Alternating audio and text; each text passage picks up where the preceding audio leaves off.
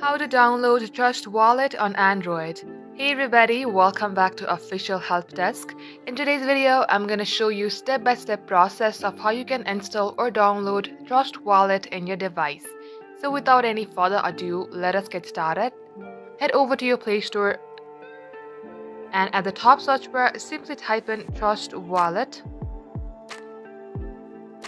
Once you do so, you will see Trust Crypto and Bitcoin Wallet. Tap Open it.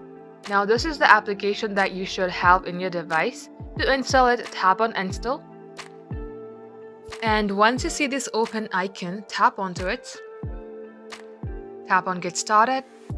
And once you land onto this page, if you would like to create yourself a new wallet, then tap on the plus icon of Create New Wallet. In case you would like to import or restore your wallet, tap on Add Existing Wallet at the second option.